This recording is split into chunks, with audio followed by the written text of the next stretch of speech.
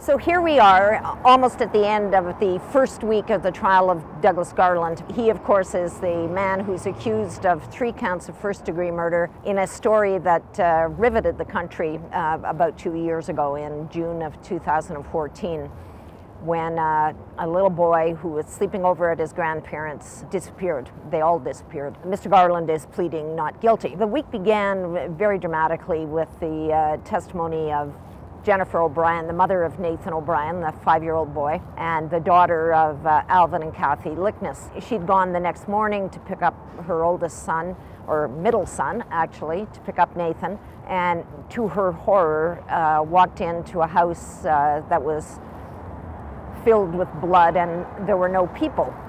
So that was the first day, and almost ever since the trial has slowed down the way it does in real life.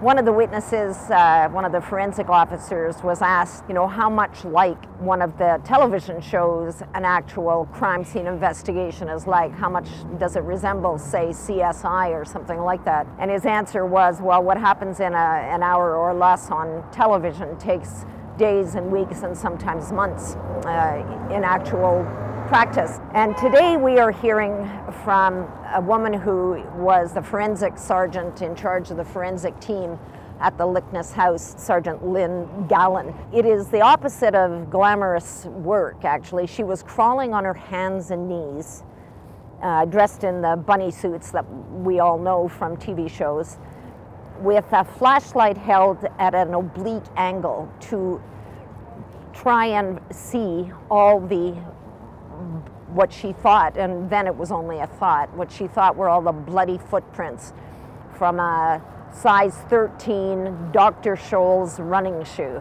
And this minute examination then led to footwear impressions. She was qualified as a footwear expert. And I presume at some point we will get to the nut of it, which is that the police never managed to find the shoes at Douglas Garland's house, the farm he lived at with his parents.